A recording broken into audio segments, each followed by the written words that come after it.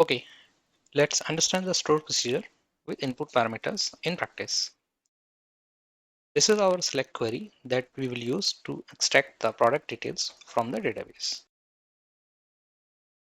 In this query, we have combined multiple tables using inner join. And these are the columns that we are going to extract from these tables. In this query, we have declared two parameters in the where clause, where year of the sales date is 2022 and month of the sales date is 10. And now if we run this query, then this query will give us the data where the year of the sales date is 2022 and the month of the sales date is 10. These two parameters are constant. That means whenever we run this query, it will always return data where the year of sales date is 2022 and the month of the sales date is 10. What we are interested in is to make these two parameters dynamic. So we will create store procedures with input parameters. Once our store procedures with input parameters is created, then we can pass dynamic values to the year and the month parameters in the where clause. Let's create the store procedure with input parameters and see how we can pass the dynamic values to year and month.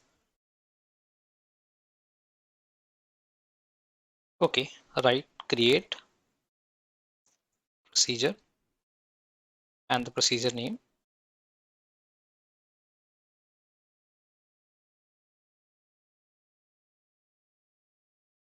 And now within bracket, declare our variables. In the example, we have two variables, year as integer and month as integer.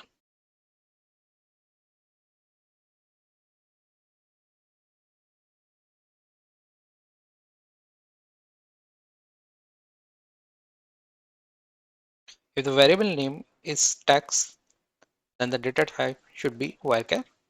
And if the variable name is numeric, then they declare it as integer. In our examples, our variable names are month and year, and both are numeric. That's why we have declared as integer. Now write as begin and pass and at the end.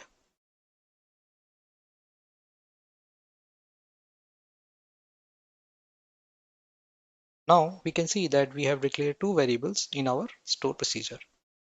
Variable names are year and month. And if we look at our select statement, we can see that these two variables we have called in our where clause as well. So now these two variables are our input parameters. So now call these two variables in our where statement. So instead this 2022, I'll write year as a variable, and instead of this October, we'll write month as a variable. So we have called these two variables in our where clause. And now whatever parameters we will pass in our store procedure, our select statement will filter the data based on these two parameters. And these are our dynamic parameters. We can pass different values to these two parameters. Now select the statement and click on execute. Command completed successfully. Now to check our store procedure, first we go to the database.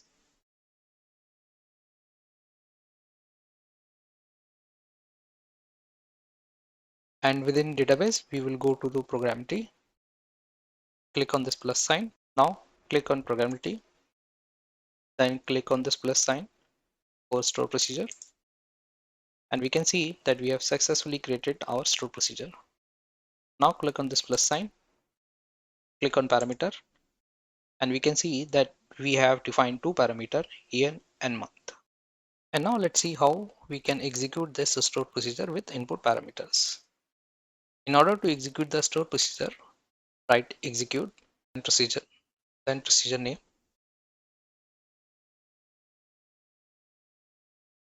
And now we need to provide the input parameters or the variables we have declared while creating the store procedures. We have two parameters. Now we can give the values to each of these two parameters. So write down year is 2022 and month is 10. So this way we have given the values to both the parameters we have declared while creating the store procedures. Now select the statement and click on execute. This statement will execute our original select query based on these two filters. That means our select query will give us the data where year of the sales date is 2022 and the month of the sales date is 10. We can see that our store procedure has given us the data based on these two filters only. In this data, the year of the sales date is 2022 and the month of the sales date is 10. That means our procedure is giving us the data based on the values we have provided in the input parameters. And these two parameters are dynamic in nature. Anytime we can change the values to these two parameters.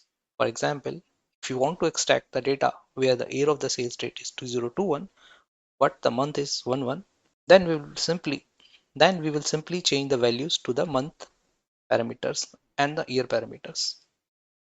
So we'll write down year is 2021 and the month is 1.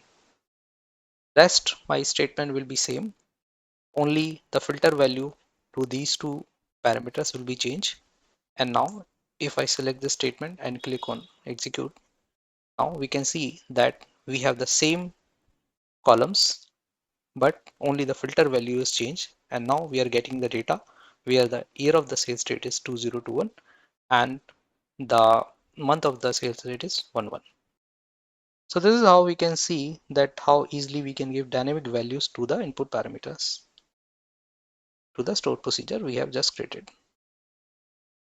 So in this lesson, we have successfully learned how to create and execute the store procedure with input parameters and how to pass the dynamic values to the parameters we have defined in the store procedure.